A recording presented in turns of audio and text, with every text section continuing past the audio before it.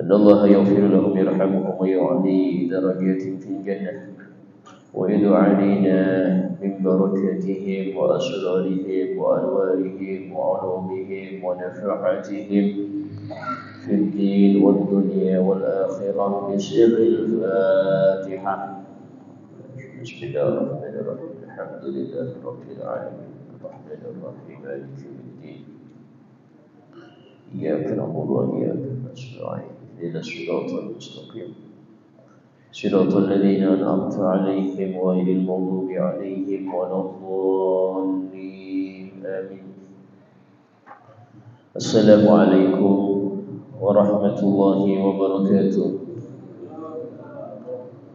بسم الله الرحمن الرحيم الحمد لله رب العالمين وبه نستعين على أمور الدنيا والدين. أشهد أن لا إله إلا الله وحده لا شريك له وأشهد أن سيدنا محمدا عبده ورسوله لا نبي بعده. اللهم صل وسلم وبارك وكرم وعظم ومجد على حبيبنا وشفيعنا وقرة أعيننا محمد وعلى آله وصحبه أجمعين. سبحانك لا علم لنا إلا ما علمتنا إنك أنت العليم الحكيم.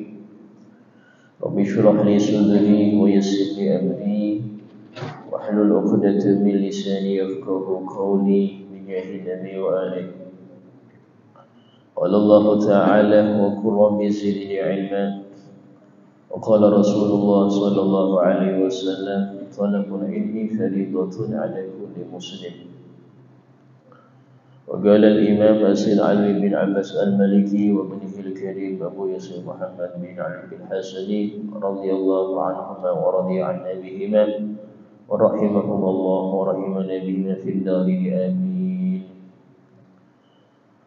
إلى الترهيب من الزنا واللواط وإثم البهائم إلى قوله وقال تعالى والذين لا يدعون مع الله إلها آخر ولا يقتلون النفس الذي حرم الله إلا بالحق ولا يزنون ومن يفعل ذلك يلقى أثاما يضاعف له العذاب يوم القيامة ويخلد فيه مهانا. Ketika Allah mensifati daripada orang-orang mukmin, Allah berfirman walladzina la yad'una ma'allahi ilahan akhar. Orang-orang mukmin itu yang mereka tidak berdoa kepada Tuhan yang lain bersama Allah. Artinya tidak mengharap kepada selain Allah Ta'ala. Di sini pakai istilah berdoa, artinya memohon. Mohon pada Allah juga pada yang lain.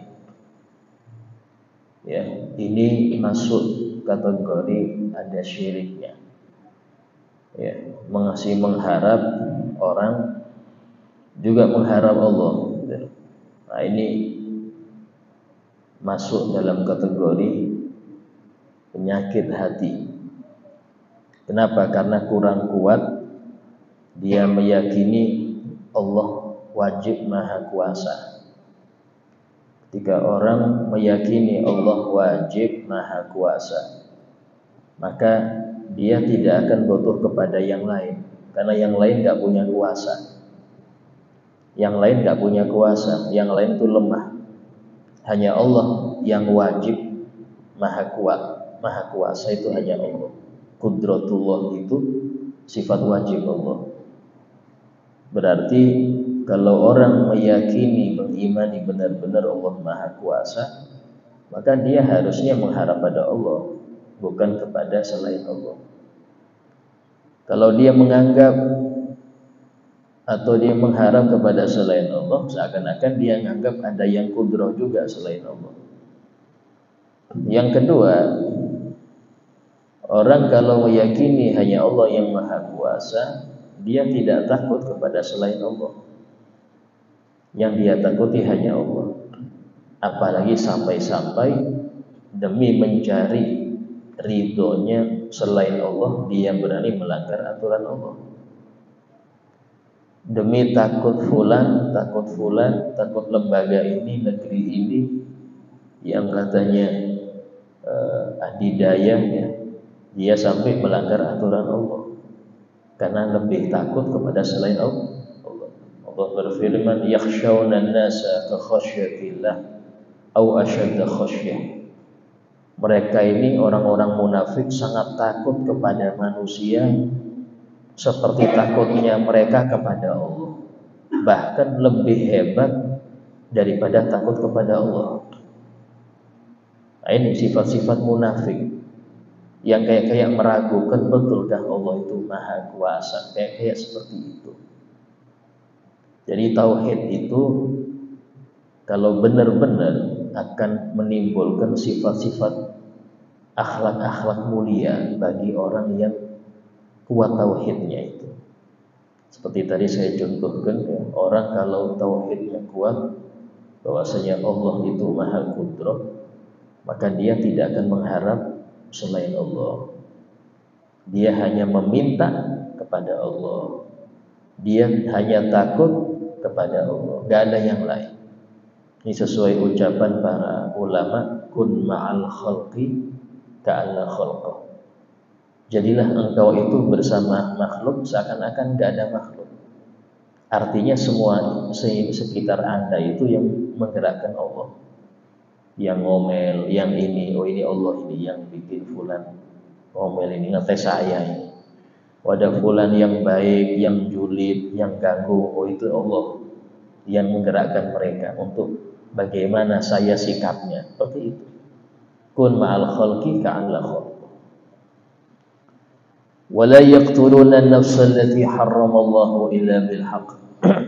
Dan orang-orang yang beriman benar, mereka tidak akan membunuh jiwa yang Allah haramkan untuk dibunuh. Illa bil haqq, kecuali jika ada alasan yang dibenarkan, jihad fisabilillah, memerangi orang-orang kafir yang enggak senang Islam. Kisos itu membunuh karena hak.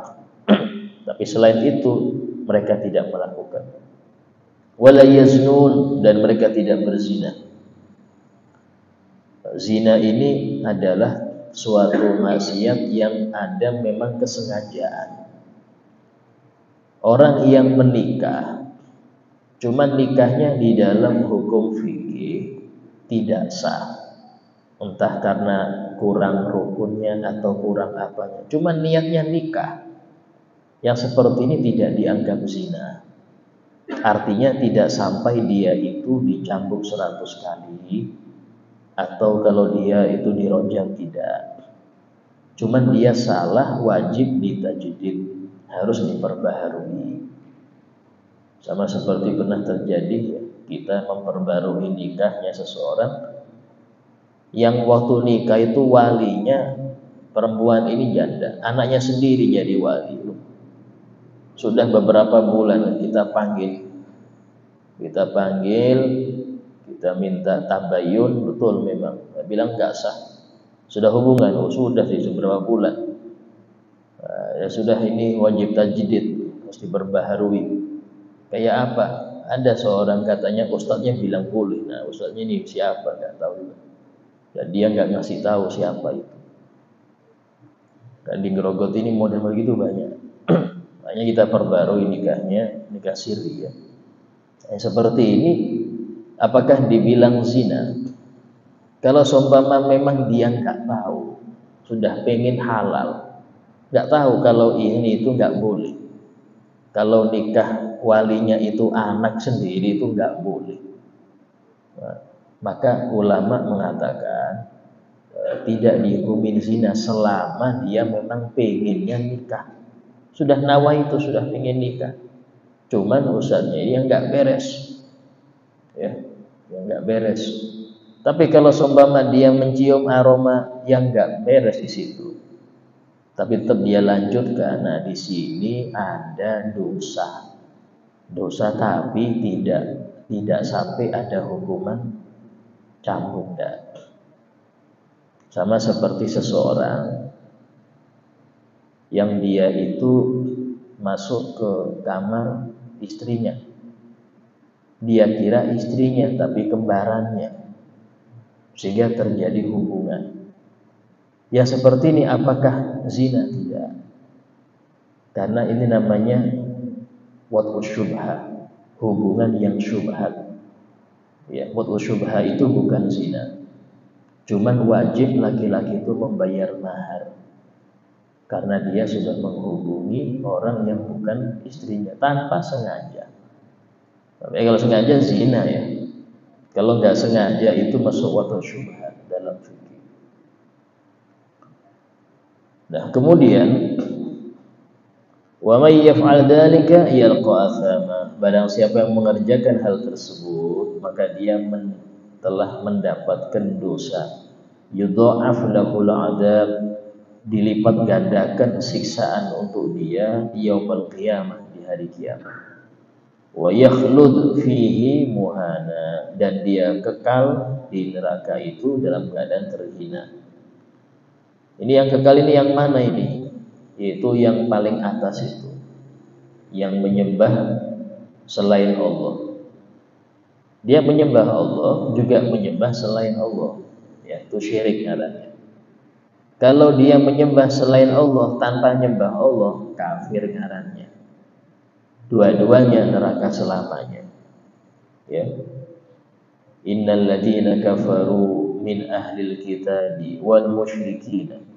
Sesungguhnya orang-orang kafir, baik itu ahlul kitab dan musyrik, ya, fi nari jahannam khalidina fiha. Mereka di neraka jahanam selama-lamanya di sana. Ya.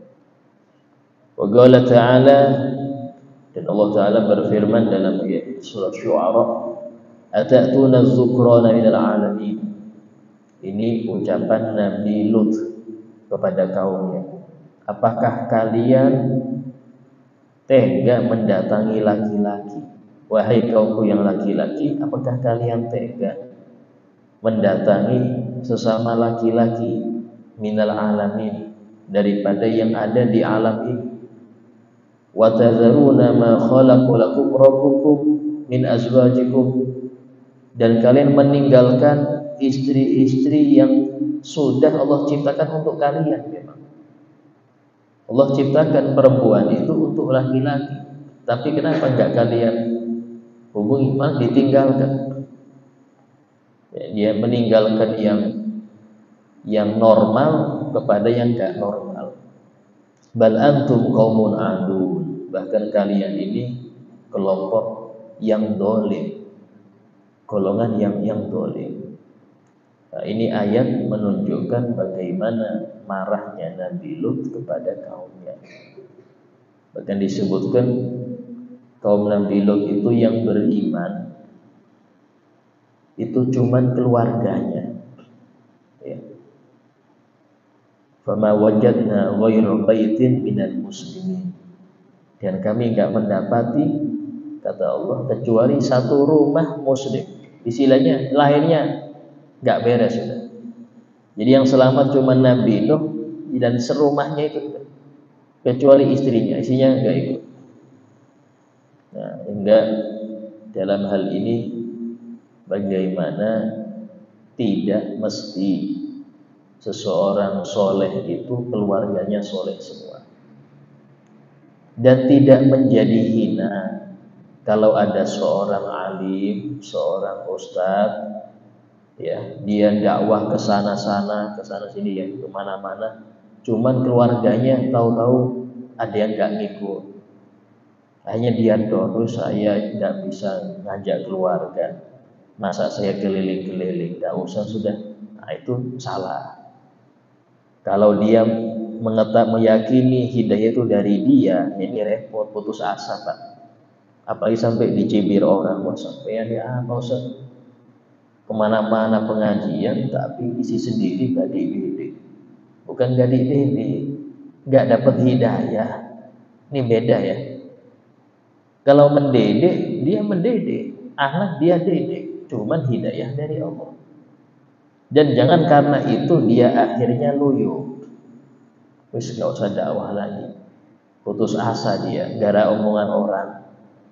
Berarti dakwah dia karena orang. atau dia nggak peduli omongan orang, cuman hatinya ini merasa miris ketika dia ini ngajak orang, orang banyak yang ikut, tapi pas ngajak keluarga sulit keluarga ikut, apalagi orang dekat. Akhirnya dia nggak melanjutkan dakwahnya lagi. Nah, ini juga salah. Kenapa? Karena dia menganggap hidayah itu dari dirinya. Padahal hidayah itu hak murni dari Allah.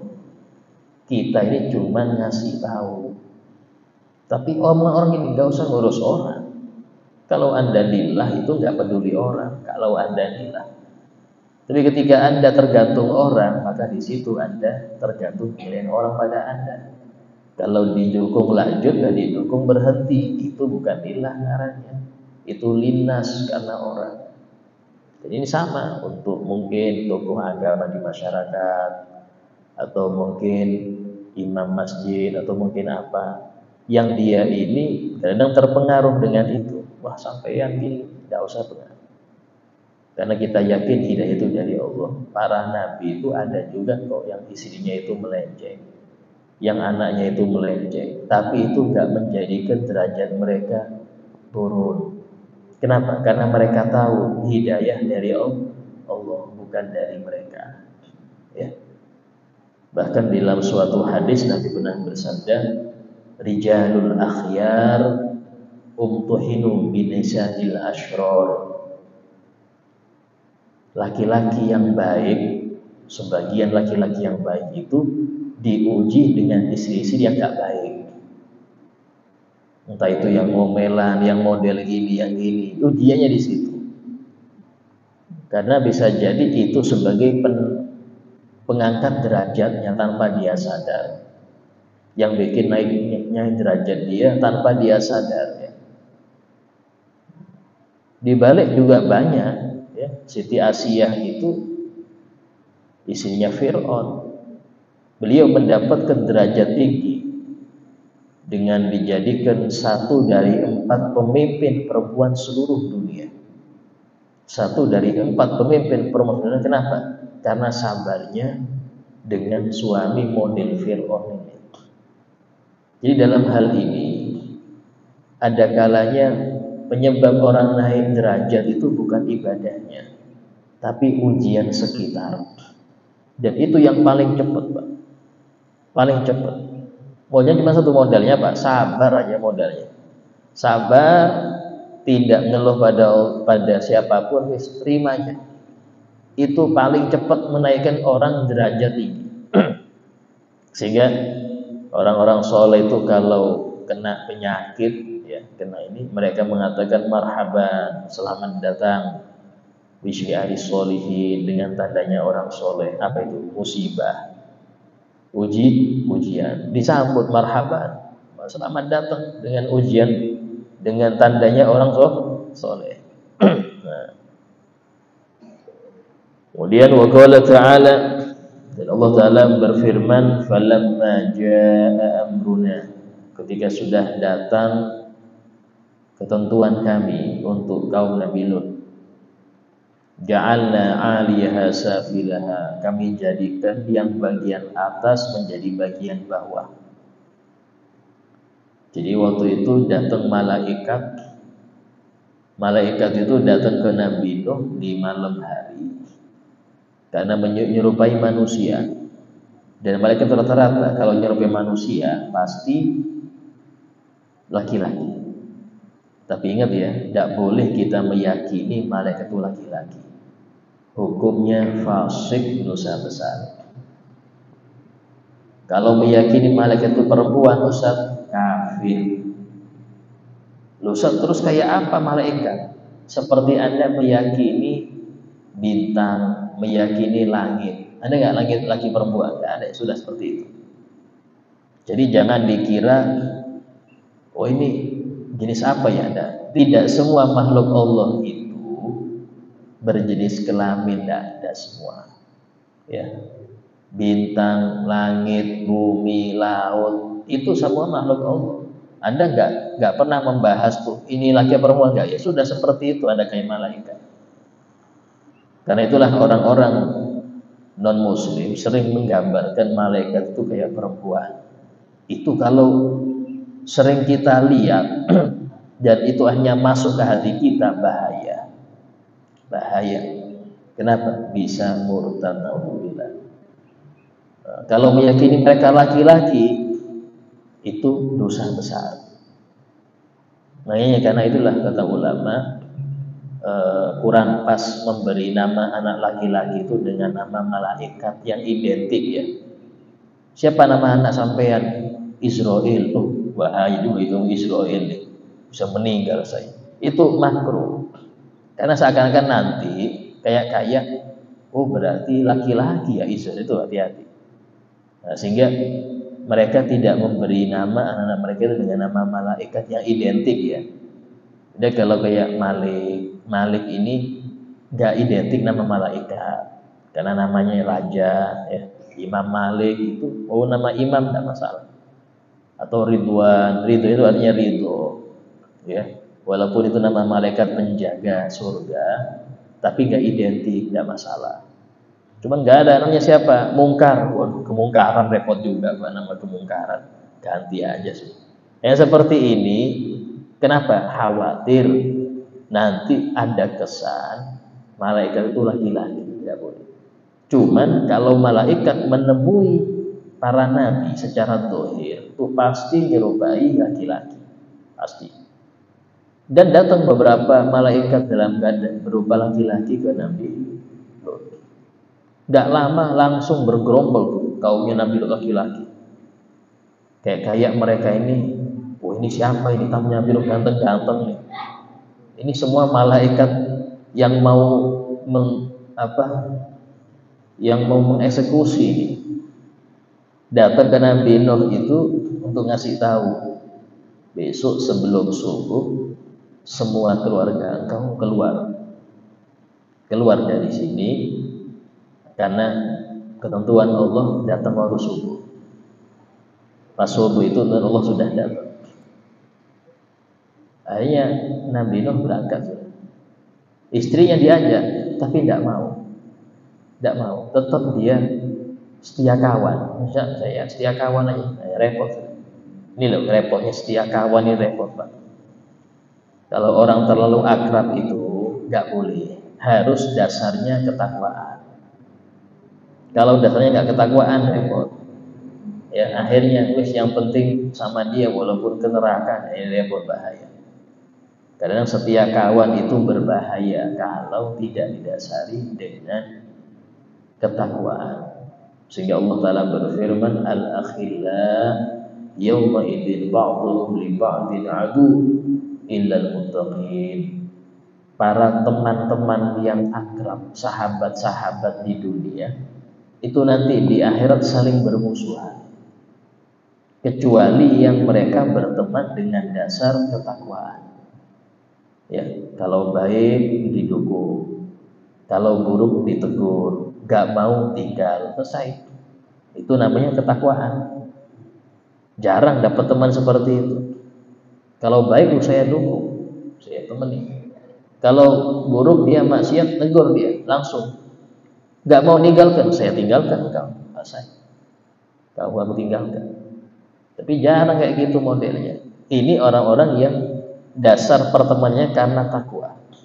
Kalau nggak takwa repot, nggak bisa. Ya, sehingga menjadikan teman betul-betul dunia akhirat itu harus dites dulu, nggak sembarangan. Sebab kenapa? Karena tanggung jawab di akhirat berat kalau pas dia itu nggak bertakwa. Nah istri sama ya. Dalam hal ini si Nabi Lut tidak ikut. Sehingga akhirnya Allah angkat waktu subuh itu kota yang besar itu Allah angkat. Yang makan Jibril. Baru kemudian dibalik dihempaskan. Gak cukup itu, batu-batu dari neraka itu Allah turunkan, ya.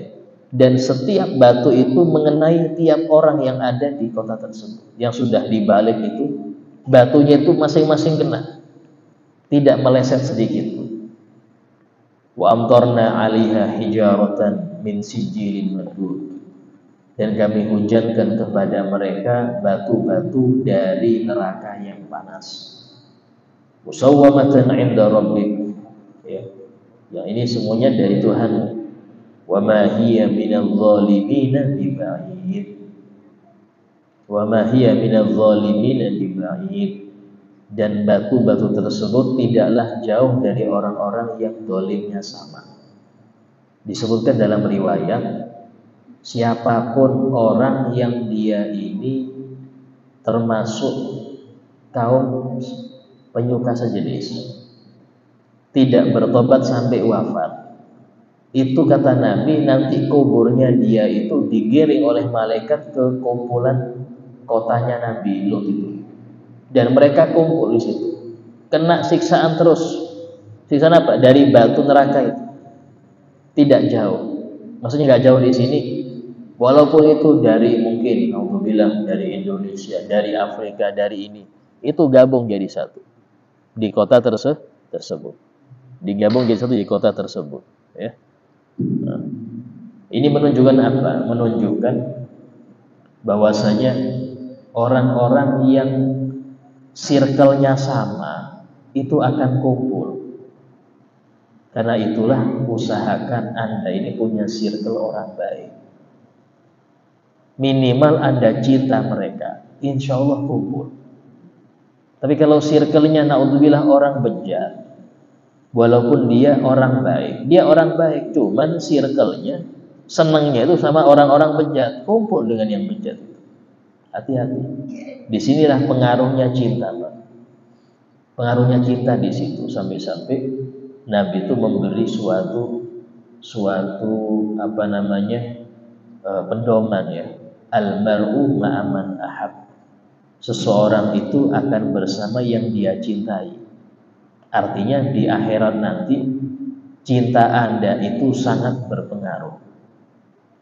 Orang baik tapi senangnya artis-artis yang gak pernah sholat, senangnya itu tokoh-tokoh yang ideologinya sesat, kumpul itu dengan mereka. Seakan mereka kagum, walaupun dia muslim tapi kagum dengan orang-orang yang bejat, kumpul. Akan ada penyakitnya itu akan menjadikan dia sengsara. Apa penyakitnya itu? Cinta kepada orang zalim. Itu kumpul. Karena itulah Nabi jauh-jauh hari menganjurkan kita para orang tua untuk mendidik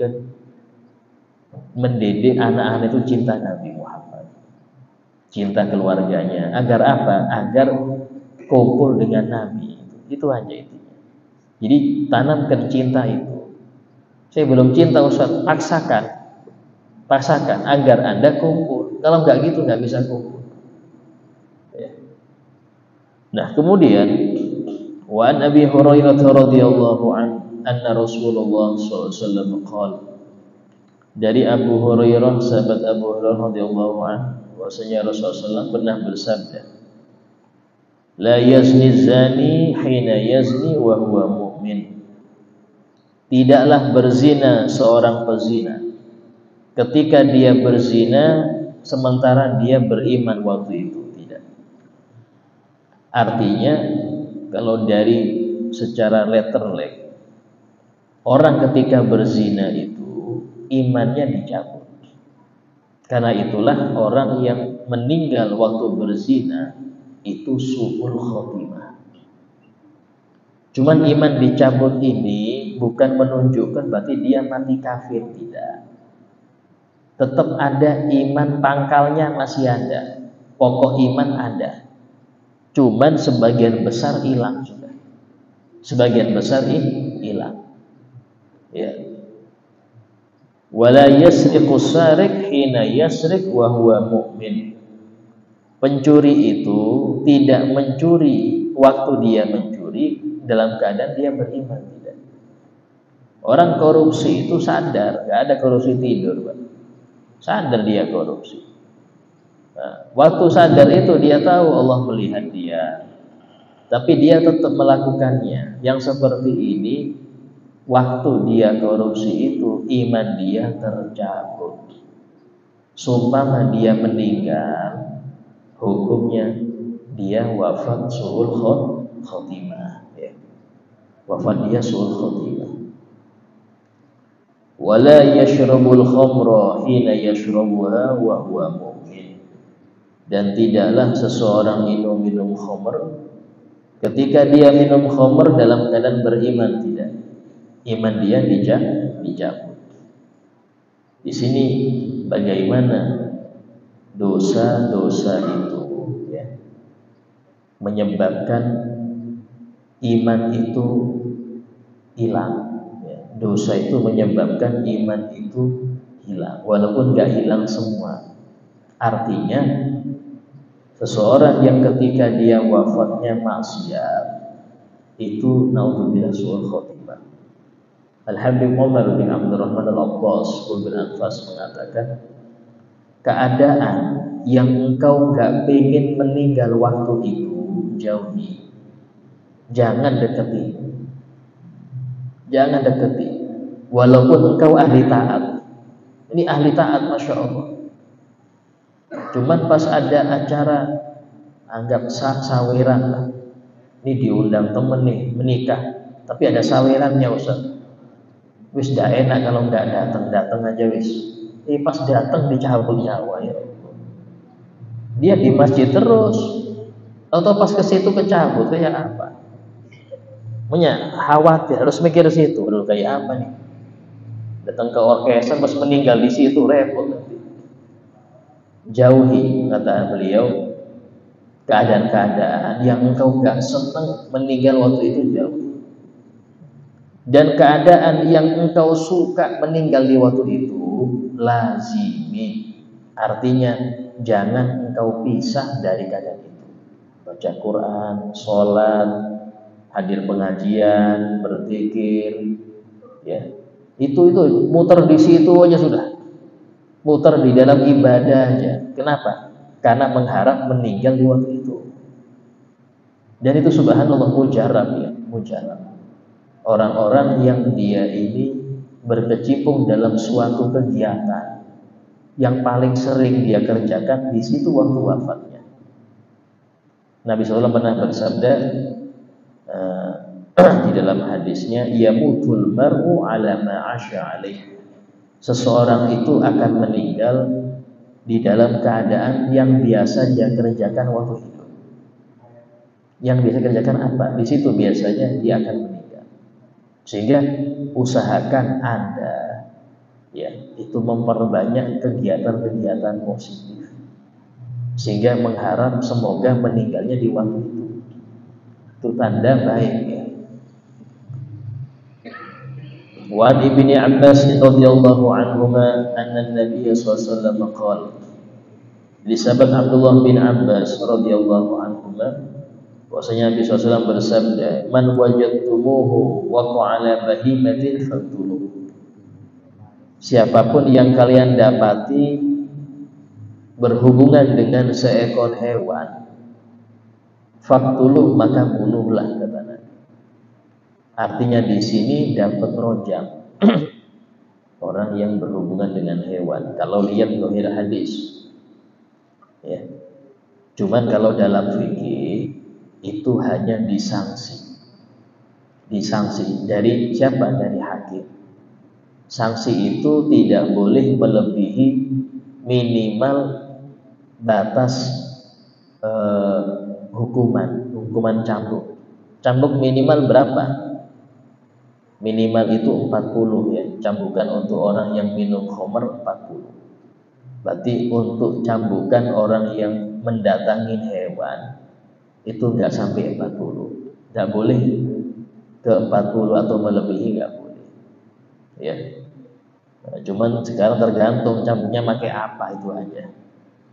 Ya, kalau pakai rotan kecil ya kecil aja. Kalau pakai tiang listrik ya lumayan juga.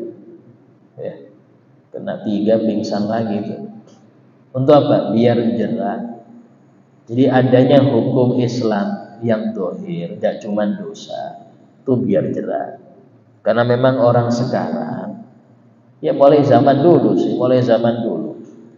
itu tidak cukup hanya ditakut-takuti neraka, tapi harus ada yang benar-benar real yang dia lihat. Hukuman potong tangan, pancung, itu yang bikin lebih takut dari neraka. Karena iman tipis. Iman kuat, maka nggak perlu hukum-hukum itu. Karena dia dengar nerakanya sudah keder. Kalau iman kuat. Kalau iman tipis, dikasih neraka, nggak peduli. Nah, yang seperti ini perlu adanya yang real. Hukum yang jelas, yang tampak. Kata beliau, jika kalian mendapati seseorang yang mendatangi hewan, maka bunuhlah dia dan bunuhlah hewannya. Membunuh dia dan bunuhlah hewannya. Ya. Apa ilatnya membunuh hewan?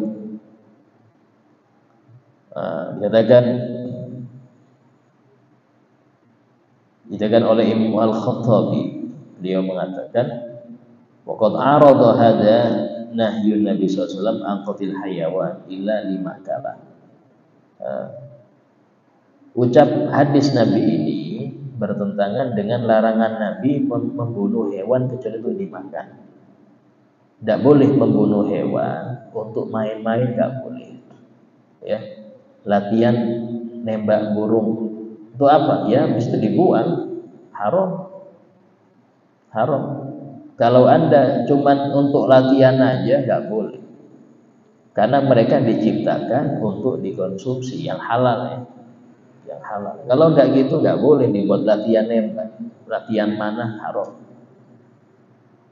Sehingga dalam hal ini, kalau seumpama itu hewan yang boleh dimakan, maka silahkan dibunuh untuk dikonsumsi.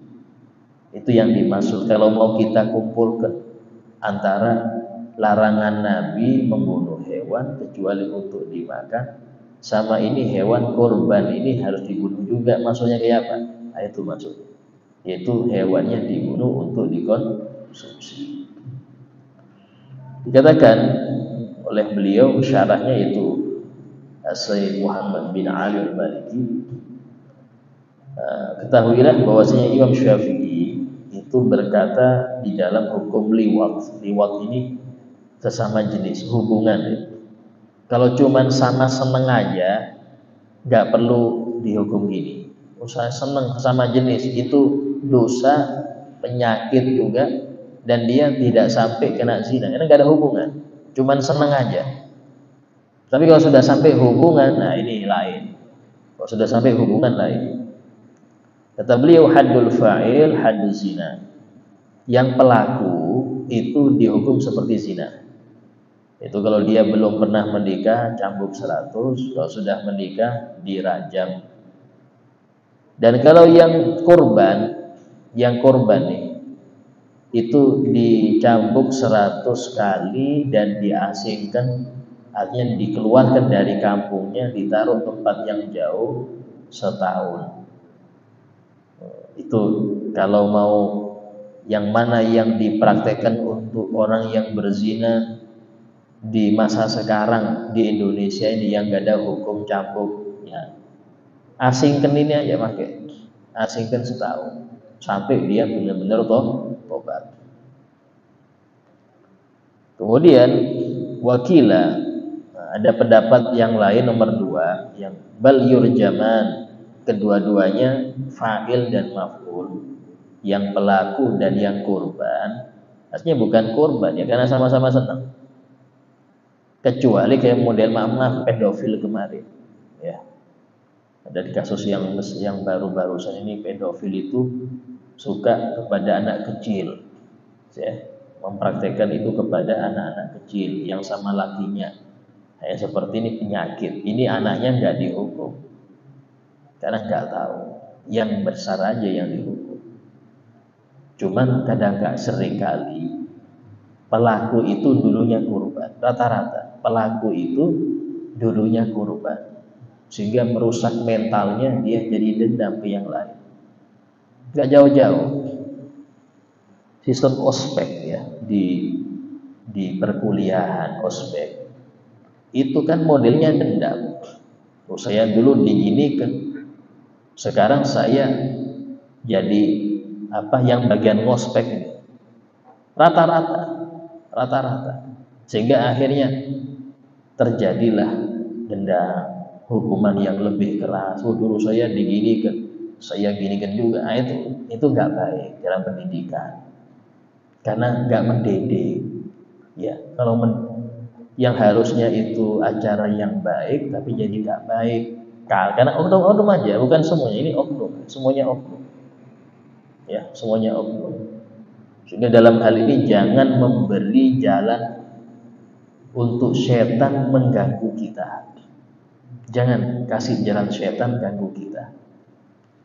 Dalam hal ini, bagaimana hukum duduk berduaan dengan anak kecil ganteng? Saking ganteng itu sampai mirip perempuan. Ulama bilang haram. Ini biasanya nyerang maaf yang sering kumpul dengan anak kecil. Ya, tadi itu kayak guru panti, ya kan? Atau guru ngaji, akhirnya hal-hal yang jarang dicurigai, jarang orang curiga. Ini masya Allah, kenapa curiga? Ini dia ngajar kok, mau sama laki-lakinya. Oh, tapi di situ setan berat, Pak. Setan berat. Ya, sehingga dalam hal ini hati-hati. Kalau kadang-kadang setan itu juga bisa masuk ke tempat-tempat yang baik. Tempat-tempat yang baik ini berbahaya. Ya.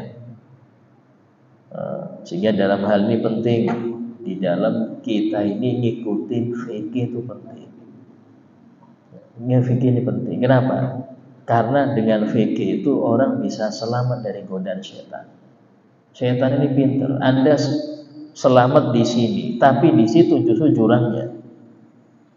Kadang merasa, saya insya Allah orang alim kok, nggak mungkin lah gitu. Justru bilang nggak mungkin di hati Anda itu celah setan untuk ganggu Anda. Oh, saya imam masjid, oh saya tokoh agama, masa sih seperti itu? Dan orang juga nyangka, oh dia tokoh agama, nggak mungkin lah. Nah, itu yang model gitu itu kadang-kadang perlu. Tapi ingat, jangan langsung semua disudoni. Dari sekian ribu itu hanya 1-2 yang terjadi demikian. Kalau kita mengatakan, wah berarti di pondok ini gak aman, Ustaz. Di luar pondok lebih gak aman lagi. Kasus pacaran, kasus seks bebas itu terjadi di sekolah-sekolah. Mungkin saking seringnya sampai sudah kayak lumrah. Oh, biasa pacaran, biasa, Ustaz. Bahkan kadang sama guru-gurunya juga pacaran sama. Saking seringnya sampai lumrah. Tapi ketika itu terjadi di pondok yang nggak pernah terjadi, wah langsung mencuat. Karena jarang, nggak pernah, hampir nggak pernah. Pas terjadi langsung mencuat. Akhirnya masyarakat menganggap, oh berarti nggak baik ya di pondok. Nah, ini salah. Dari sekian puluh ribu pondok cuma 1-2 itu yang menjadikan Anda akhirnya nggak senang pondok. Lah, sekolah berapa banyak model itu? Yang harusnya kalau Anda timbang berapa persen daripada kejadian buruk di sekolah sama di pondok, berapa persen? Janganlah jaga banding, timpang itu. Nah, sehingga dalam hal ini yang perlu kita perhatikan, ya, bahwasanya pondok itu bukan mencetak orang baik, bukan. Pondok itu hanya menyuguhkan ini loh ilmu Nabi. Ini kalau kamu mau baik, ini ada ilmu Nabi. Pelajari, engkau amalkan, insya Allah baik. Tapi nggak bisa semua, Pak. Nabi SAW itu berapa banyak orang Quraisy itu yang kumpul Nabi, tapi nggak semua beriman kok. Ini level Nabi, ya Pak, level kiai. Ini level Nabi, Pak, ya Pak, level kiai. Nggak bisa bikin semua yang kumpul dengan dia terus baik semua, nggak bisa. Karena ini hanya kita tahu Allah yang ngasih hidayah, selesai. Itu yang harus kita ambil. Cuman kalau Anda mau jalur jadi baik, nah ini ada jalurnya gitu. Walaupun nggak harus di sini jadi baik. Nah, ini yang harus kita tahu. Karena dewasa ini gara-gara banyak kasus kiai kayak gini, orang gini, akhirnya orang takut mondokkan anak. Nah, padahal kalau dia jauh dari ilmu agama lebih buruk lagi. Bukan tambah baik, tambah buruk lagi. Ya. Nah, kemudian faman wajadtumu, insyaallah kita lanjutkan lanjutan hadis itu yang akan datang insyaallah ya, tentang masalah liwat. Sebagai paripurna majelis, tidak ada yang mau ditanyakan, silahkan tanya.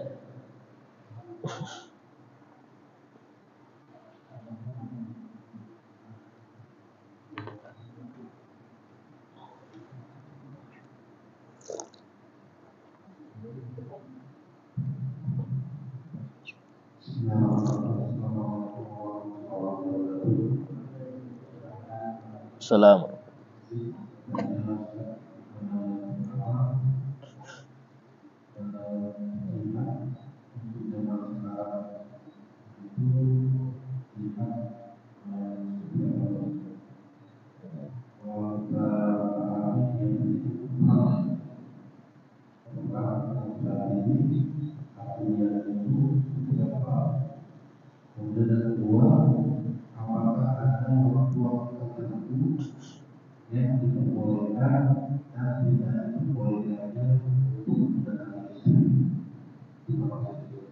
Nah, jadi jihad itu secara umum banyak. Jihad itu memerangi kebodohan. Para ulama berjihad memerangi kebodohan. Jihad di dalam wasilah-wasilah medsos, ya, dengan mengcounter pendapat-pendapat yang sesat atau apa, itu jihad. Jihad melawan kristenisasi di kampung-kampung, itu jihad. Ya. Jihad melawan orang kafir kayak apa? Ya sekarang ada orang kafir nyerang pakai apa? Kalau mereka nyerang pakai alat perang, ya kita juga serang pakai alat perang. Allah berfirman, "Wa'idu mastata'tum min quwwatin wa min ribatil khayl." Dan siapkanlah semampu kalian min ribatil khayl, daripada senjata dan kuda-kuda, untuk turhibu nabi aduwwah wa aduwwakum, untuk mengusir musuh Allah dan musuh kalian. Itu perintah Allah, harus siap. Kalau mereka pakai senjata, mereka menyerangnya pakai ideologi, ide-ide yang keluar dari Islam. Kita serang juga dengan ideologi, kuatkan. Ini yang banyak kita kalah, sehingga banyak Muslim tapi ideologinya bukan Muslim. Dia lebih milih ideologi non Muslim dalam cara berpikirnya, cara berpakaiannya, sampai nyerang akhlak. Sehingga dibilang ini Muslim kok model gini. Kita kalau perhatikan banyak perempuan keluar itu yang pakaiannya enggak jelas, itu muslimah loh. Loh, kenapa kok jadi gitu? Karena dia sudah kalah ideologinya, sudah tercemar dia punya otak. Jadi kita nganggap, oh kita menang soal penjajah, Anda dijajah. Buktinya hal-hal yang yang dulu dibawa oleh Belanda yang kafir itu masih melekat di kita, nggak hilang semua, karena memang pengaruhnya besar. Yaman itu pernah dijajah Uni Soviet, oleh komunis, pernah beberapa tahun gitu. Tapi lihat sekarang, satu pun nggak ada sisa. Baik itu adatnya komunis nggak tersisa, pakaiannya komunis nggak tersisa. Kenapa? Karena mereka nggak bisa dijajah akhlaknya, nggak bisa dijajah otaknya, nggak bisa. Silahkan mau dibunuh ulamanya, silahkan. Abahnya Habib Umar itu diculik waktu khutbah tuh, dijemput nggak balik-balik. Ketika ditanya Habib Umar, ya apa Anda syahid? Itu Habib Muhammad bin Salim bin Hafid, ulama besar itu diculik. Banyak para ulama besar itu yang dijemput paksa atau nggak balik, hilang. Tapi subhanallah, nggak ada pengaruh sedikit pun daripada akhlaknya orang komunis, pakaiannya, kebiasaan, nggak ada yang berpengaruh di Yaman. Semuanya bersih, hilang.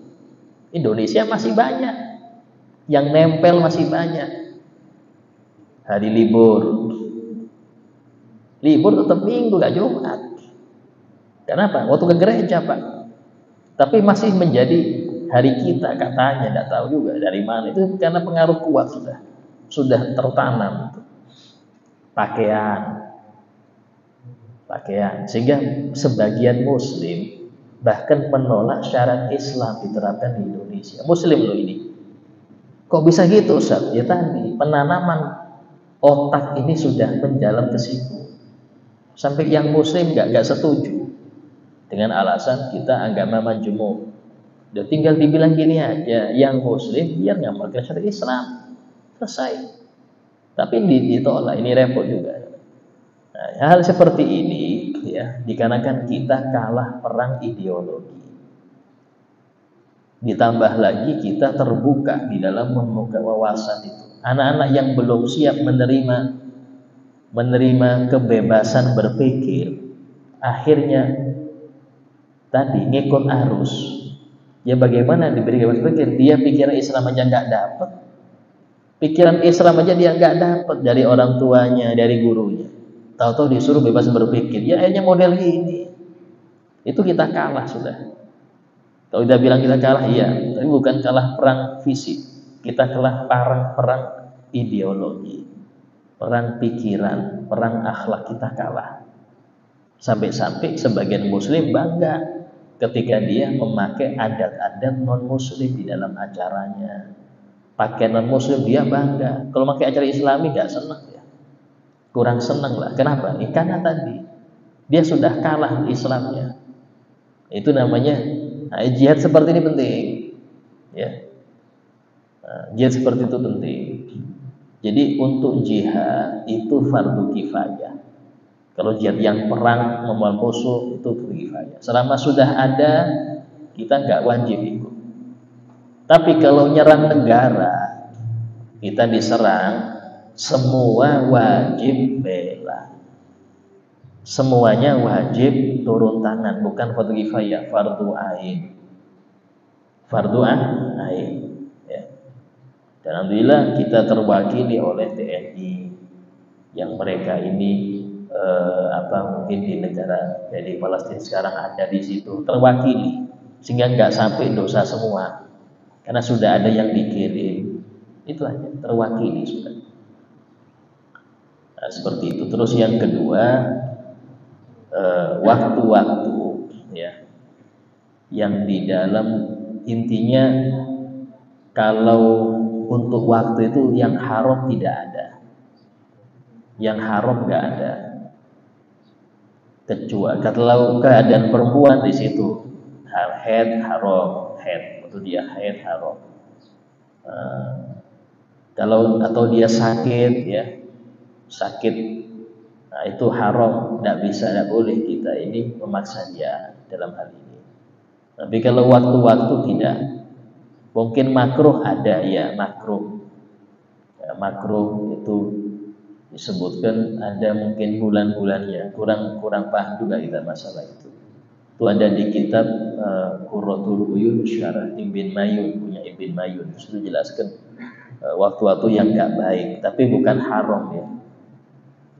Namanya juga ketika pas hasrat nggak lihat waktu lagi Pak, ya hasrat. Dari sinilah Allah berfirman, nisa'ukum harthul lakum. Isi kalian itu adalah ladang kalian. Fa'tu harsakum anna syi'tum. Maka datanglah ladang dengan bagaimanapun caranya. Artinya di sini selama itu halal dan cara yang dibolehkan, bismillah. Tanpa lihat waktunya. Ya, dari sini penting, istri itu tidak boleh menolak ajakan suami. Bukan hanya di malam hari. Bukan hanya di malam hari. Ya. Mau di siang, sore, pagi, itu kalau sudah memang suami kita wajib dia untuk menjawabnya. Ya, dalam itu aturan fikih seperti itu. Dan yang lain ada. Oh iya, silakan Pak. Waalaikumsalam.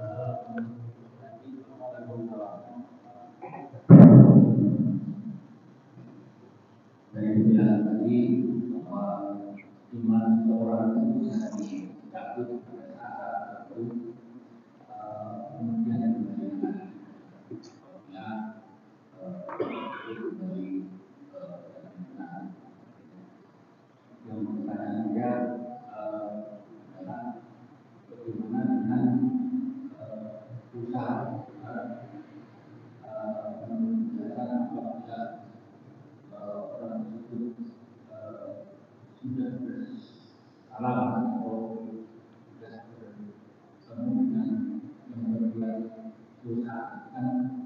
hilang adanya pada saat menjabat tangan.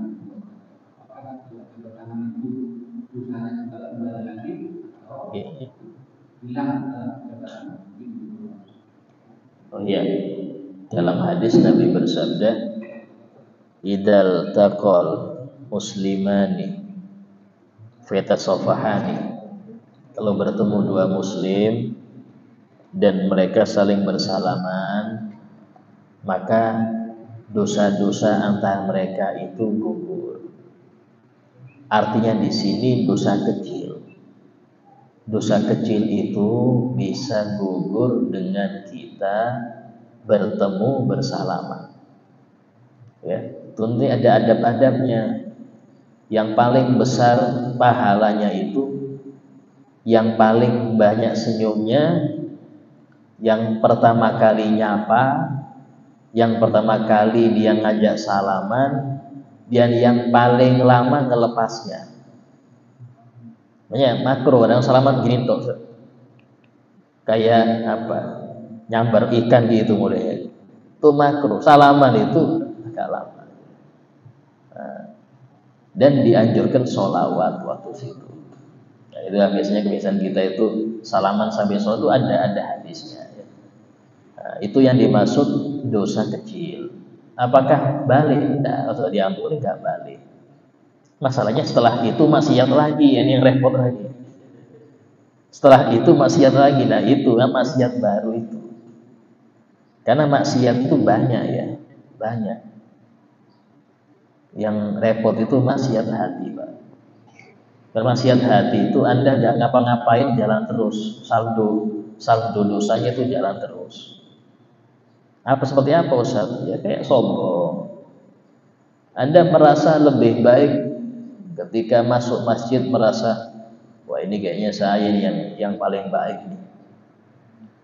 Itu kayak ditempelin setan. Berapa kali ya ditempelin setan satu hari? Belum dia hasutnya, nggak seneng teman dia sukses, nggak seneng, pengen teman dia itu bangkrut kah, sakit parah kah, pengen. Cuman dia nggak ada tindakan, nggak ada ngomong, diem aja, disimpan aja itu. Itu menghabiskan pahala. Itu kalau dipelihara, pahala haji, pahala umroh rontok, Pak. Ini penyakit hati, dosa maksiat hati di situ. Ada yang cinta dunia, artinya sangat cinta betul, sampai-sampai nggak seneng akhirat. Ciri-cirinya apa? Ciri-cirinya dia pengen abadi. Kalau bisa abadi saya di dunia ini, itu berarti ada penyakit itu. Nah, penyakit dalam ini repot karena orang lain nggak tahu. Mungkin istri Anda nggak ngerti ada penyakit itu. Anda harus datang ke dokter spesialis penyakit dalam. Itu siapa? Para ulama ahli batin. Nah, dia ngerti itu. Oh, sampai gini penyakitnya. Obatnya kayak gini. Nah, itu biasanya seperti itu. Harus, makanya kata Imam Junaid al-Baghdadi, barang siapa yang hidup di dunia tapi dia nggak ada guru pembimbing, habis umurnya dalam keadaan rugi. Habis gurunya, hidupnya umurnya habis dalam keadaan rugi, karena nggak ada yang didik, nggak ada yang mendidik dia. Sehingga harus ada yang didik, itu harus ada. Nah, dan cukup pendidik kita. Kalau sekarang memang belum ada Ustaz, isi kitab ini. Pengarang-pengarang kitab ini orang-orang soleh semua. Kita baca, ini kita juga minta didikan beliau. Kita yang baca ini bukan pendidik juga, kita juga dididik. Bedanya sampean yang hadir saya nyampaikan. Bukan berarti Ustaz pendidik, bukan. Kita juga dididik. Sehingga karena itulah kata ulama mengatakan kalau engkau enggak mendapatin mereka, maka kitab-kitab mereka sebagai penggantinya. Kalau engkau enggak mendapati mereka, maka kitab-kitab mereka itu sebagai penggantinya. Ya, karena orang-orang yang seperti itu sangat jarang. Dan mereka sudah selesai masalah nafsunya. Kalau kita ini masih bergelut dengan nafsu, belum selesai. Kalau mereka sudah tunduk, nafsunya sudah mati, keinginan dunia itu sudah gak ada lagi sudah. Nah, baru yang seperti itulah yang bisa dijadikan guru, ya, dijadikan guru pembimbing. Tapi kalau yang masih pengen ini, syarat ini, wah repot. Syarat ini berarti masih keinginan duniawi, repot, gak bisa. Tapi orang-orang demikian lari dari keramaian. Terus kayak apa Ustaz? Ya caranya pantaskan diri Anda untuk mendapat itu. Ya apa cara pantaskannya? Bersihkan hati. Karena mereka itu nyari murid. Anda nyari mereka gak bisa, tapi mereka yang nyari murid. Jangan jadikan engkau pantas dijadikan murid mereka. Apa itu? Wadahnya bersih. Wadah itu hatinya bersih, baru Allah kasih. Tugas kita cuman, ayo ini loh cara hati bersih seperti ini. Yang membersihkan ya Anda sendiri. Mau bersih apa Anda terserah Anda. Kalau sudah Anda bersih, maka para wali-wali yang mungkin jauh dari tempat kita itu akan mendeteksi, itu ada hati bersih tuh di sana. Kasih. Walaupun tidak pernah ketemu dengan guru itu, Anda tidak pernah ketemu bisa jadi. Bisa jadi gurunya itu sudah wafat, tapi dia tetap memantau hati bersih mana. Kasih. Kalau nggak bersih kan dikasih. Ini tugas kita itu cuma itu aja, bersihkan hati aja. Tapi ini perlu ilmu. Bersih hati itu perlu ilmu. Nah, di antaranya fikih, tauhid, ya tasawuf, itu semua ilmu membersihkan hati semua. Nah, seperti itulah di dalam bagaimana seseorang itu biar selamat dari dosa, ya. Harus mengenal dosa. Alhamdulillah ya, insyaallah yang kita dapat semoga bermanfaat dan semoga kita senantiasa dalam jalur istiqamah, karena itu lebih baik dari 1000 karomah. Ala hadiniyah wa kulli niyatin shalihah wa ala ma nawahi salafun shalih. Al-Fatihah. Bismillahirrahmanirrahim. Alhamdulillahirabbil alamin. Ar-Rahmanir-Rahim. Maliki yaumiddin. Iyyaka na'budu wa iyyaka nasta'in. Ihdinas siratal mustaqim. Siratal ladzina an'amta 'alaihim ghairil maghdubi 'alaihim waladdallin. Amin. Bismillahirrahmanirrahim. Alhamdulillahirabbil alamin. Allahumma shalli wa sallim ala sayyidina Muhammad wa ala alihi wa sahbihi ajma'in. ربنا انفعنا بما علمتنا رب علمنا الذي ينفعنا رب فقهنا وفقه أهلنا وقراباتنا في ديننا رب وفقنا وفقهم لما ترتضي قولا وفعلا كرما وارزق الكل حلالا دائما وأخل أتقيا لما نحظى بالخير فكل شر ربنا واصلح لنا كل شؤون وقر بالرضا منك العيون وقض عنا ربنا كل الديون قبل أن تأتينا رسل المنن ربنا آتنا في الدنيا حسنة وفي الآخرة حسنة وقنا عذاب النار وصلى الله على سيدنا محمد وعلى آله وصحبه وسلم والحمد لله رب العالمين. السلام عليكم ورحمة الله وبركاته.